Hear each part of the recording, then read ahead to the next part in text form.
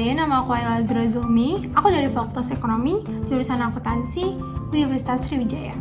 Dan di video kali ini aku bakal ngapain ya? Di video kali ini sengaja dibuat untuk bisa memenuhi tugas mata kuliah Bahasa Indonesia dengan dosen pengampu Bapak Ridho Andi Sucipto.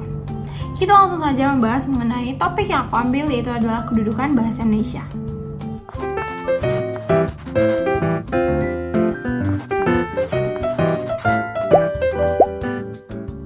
Sebelumnya, kalian tahu nggak sih apa itu kedudukan Bahasa Indonesia? Wow! Kedudukan Bahasa Indonesia itu ialah fungsi ataupun posisi dalam kehidupan bangsa dan juga negara. Dan di sini kita akan membahas mengenai dua macam kedudukan Bahasa Indonesia, yaitu sebagai bahasa negara dan juga bahasa nasional.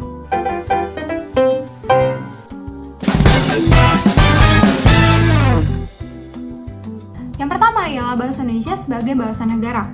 Nah, Bahasa Indonesia berkedudukan sebagai bahasa negara itu sejak disahkannya Undang-Undang Dasar 1945, tepatnya pada pasal 36 yang berisikan bahasa negara ialah Bahasa Indonesia.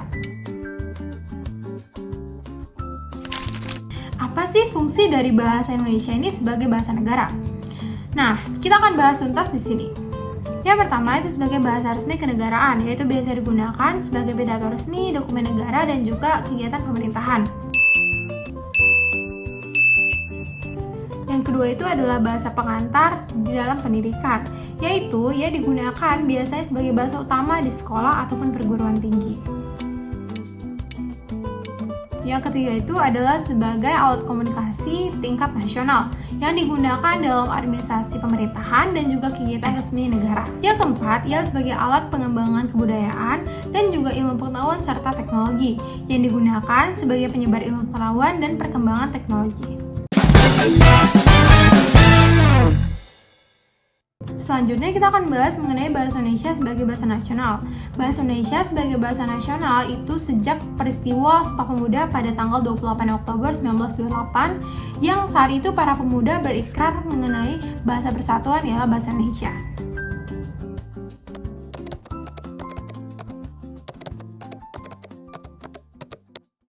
Putra dan putri Indonesia mengaku berbangsa yang satu, bangsa Indonesia. Kami putra dan putri Indonesia menjunjung bahasa persatuan, bahasa Indonesia.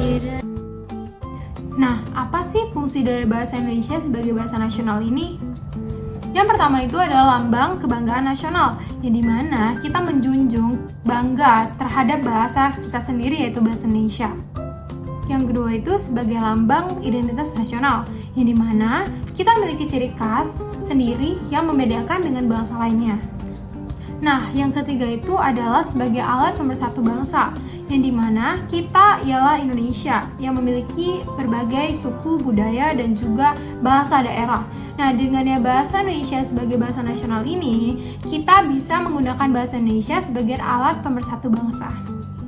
Yang keempat itu sebagai alat komunikasi antar daerah dan antar budaya, yang dimana kita memiliki keberagaman budaya dan juga bahasa daerah. Nah, di sini bahasa Indonesia memberikan kemudahan para masyarakat untuk bisa berkomunikasi dari berbagai daerah.